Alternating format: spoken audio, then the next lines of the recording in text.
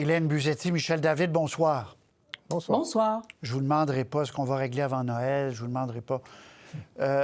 Quand même, un petit mot sur cet optimisme hier de M. Legault. Et moi, je n'ai pas trouvé la présidente de la FAE tout à l'heure si négative que ça non plus. Alors finalement, je vois, c'est comme en mathématiques quand tu petit, là, je vois les deux cercles et un endroit, un point commun. Est-ce que je suis trop optimiste, Hélène?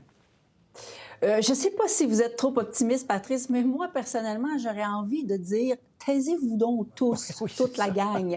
Je trouve que on reçoit toutes sortes de messages contradictoires et c'est absolument pas constructif. Donc, M. Legault, en disant ce qu'il a dit, a fait craindre aux syndicats la perspective d'une loi spéciale.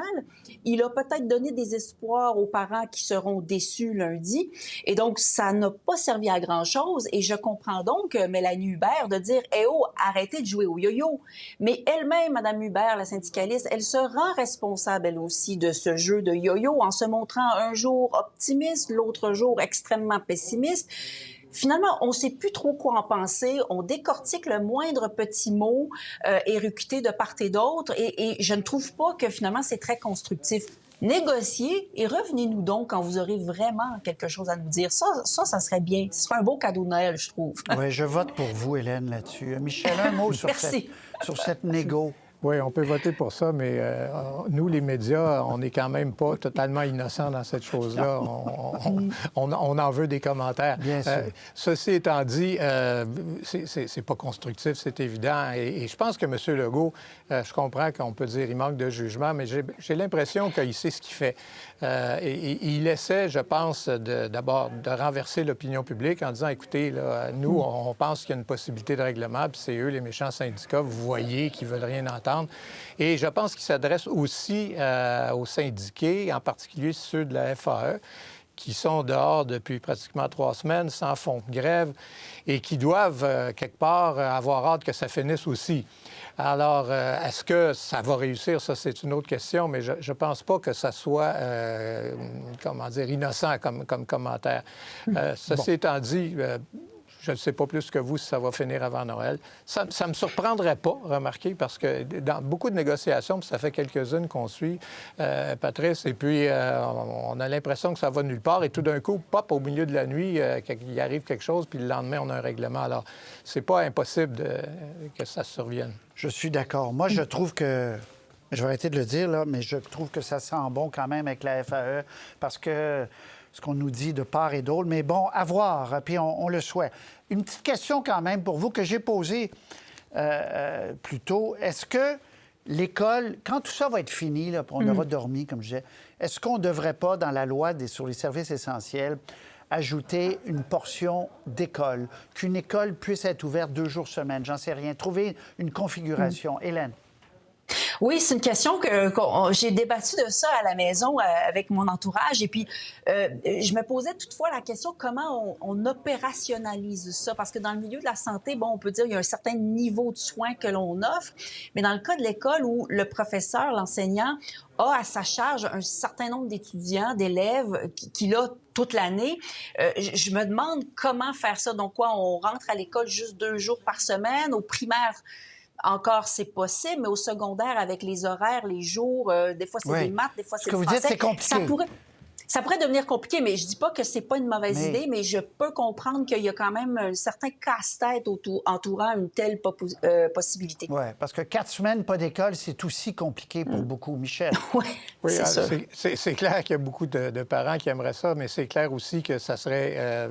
fort contesté par les syndicats qui, j'imagine, y verraient une violation du droit d'association dont le pendant est le droit de grève. Oui. Ils diraient, écoutez, si l'école continue à fonctionner, quel pouvoir, quel rapport de force avons-nous? Alors, je pense que ça se retrouverait devant les tribunaux et je ne saurais vous dire qu'est-ce que les tribunaux décideraient. Très bien. Je pense que ça s'est déjà retrouvé il y a longtemps et les tribunaux avaient donné raison aux syndicats, mais le monde évolue. À voir.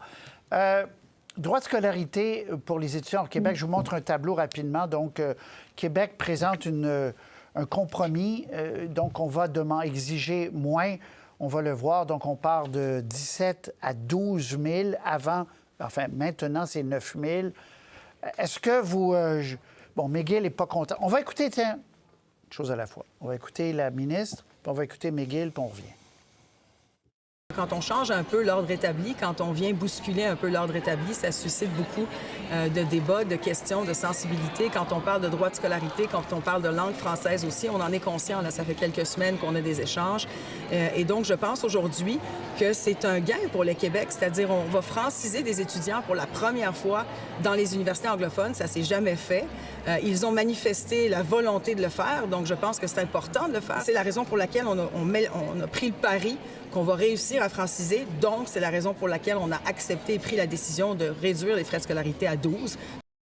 On rallongerait les études universitaires de tous ces étudiants-là d'au moins une session pour pouvoir arriver à un niveau de français acceptable. Maintenant, on va fermer la porte aux étudiants internationaux en leur disant, si vous regardez le choix que vous avez, vous étiez entre aller à l'Université de Toronto ou aller à l'Université de McGill, par exemple, à McGill, on vous offre la joie d'avoir un semestre de plus dans vos études pour avoir le même diplôme à la fin. Bon, alors, compromis qui ne passe pas très bien, on l'a compris, à McGill. Pour Bishop, là, on fait une exception, donc on a compris que l'université est en danger. Qu'en pensez-vous, Michel? Bien, moi, d'abord, j'étais au départ plutôt d'accord avec l'augmentation qui avait été décrétée en octobre, je pense. Alors, je ne suis pas contre du tout ce qui arrive aujourd'hui. Bon, baisser de 17 000 à 12 000, je pense que ça fait du sens, ça a du sens dans la mesure où, à l'Université de Toronto, par exemple, on peut faire l'équivalent pour 9 000 $. Alors, bon, compte tenu du coût de la vie à Toronto, tout ça, l'un dans l'autre, fait que c'est pas très dissuasif, disons, ces frais-là. Maintenant, pour le reste, le vice-recteur, je pense, ou vice-chancelier, comme on dit là-bas, dit que tout ça est basé sur des impressions. Mais de quelles impressions il parle? Moi, mon impression, c'est que oui, McGill contribue à l'anglicisation du centre-ville, qui ne font pas vraiment beaucoup d'efforts pour franciser leurs étudiants étrangers et qu'on les incite fortement à le faire, ça me semble une excellente idée. Maintenant, je comprends que ça bouscule McGill. Je ne suis pas mécontent que, pour une fois, quelqu'un brasse un peu McGill, qui a toujours fait à sa guise tout le temps. Maintenant, est-ce que le 80 est-ce que ça pourrait pas être sur une période X de temps? Peut-être que du jour au lendemain, ça fait beaucoup. Mais je trouve que l'université monte sur ses grands chevaux un peu vite. Je suis d'accord. Hélène? Je trouve que Pascal Derry semble appliquer la recette Christine Fréchette en matière d'immigration. Rappelez-vous, au départ, on disait qu'il faut diminuer le nombre d'immigrants ou en tout cas le plafonner. Finalement, on a opté pour un chiffre un peu plus haut, mais en disant, en contrepartie, on exige plus de français, de compétences de français de leur part.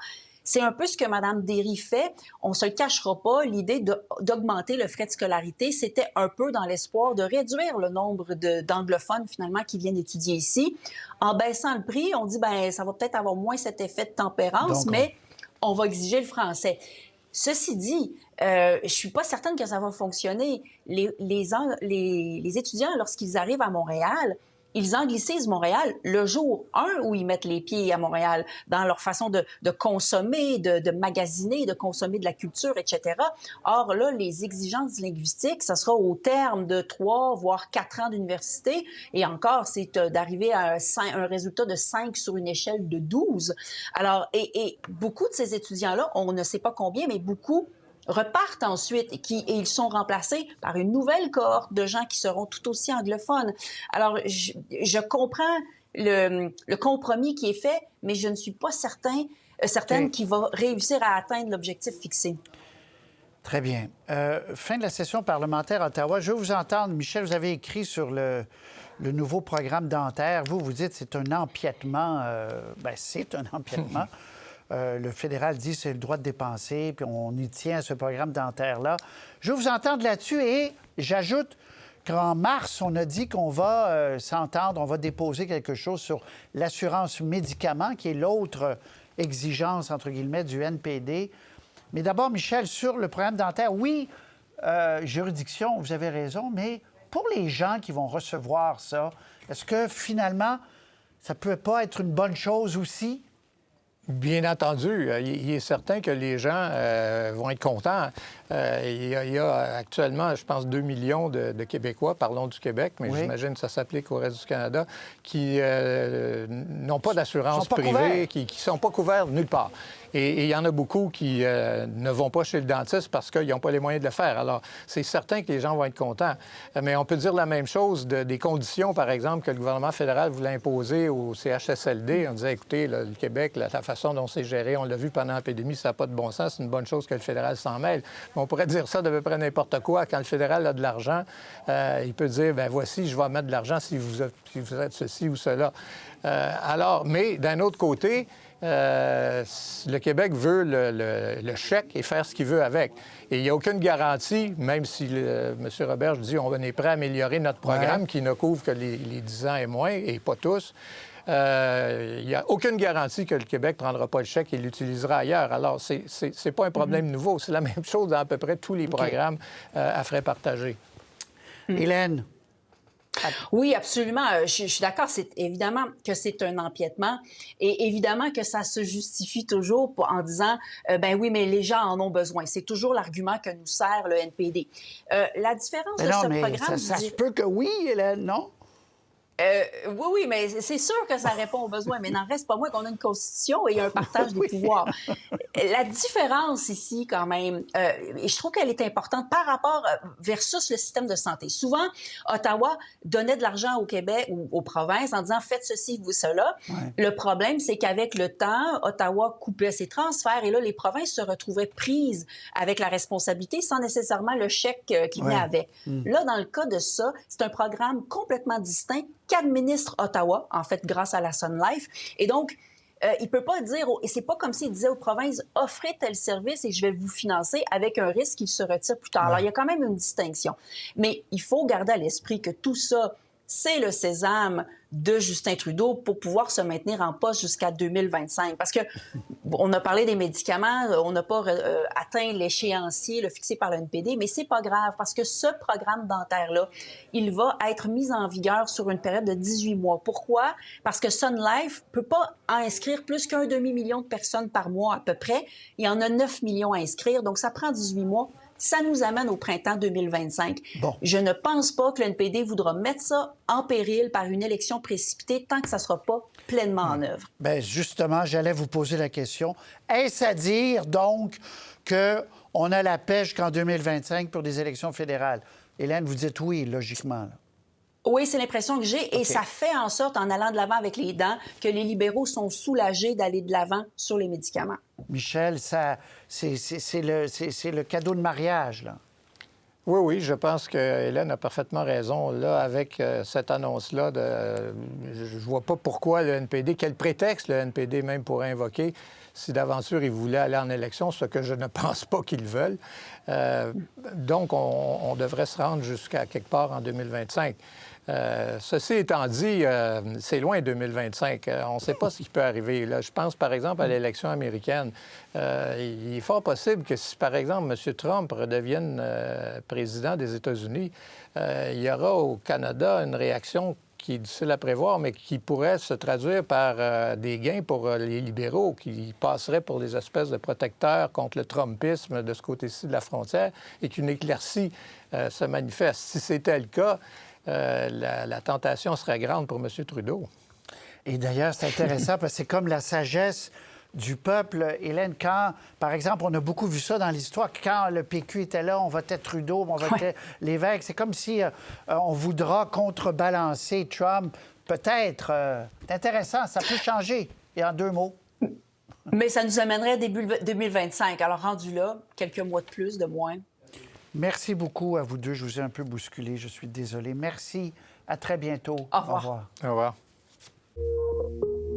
Pour voir nos émissions en entier, rendez-vous sur la chaîne Ici RDI.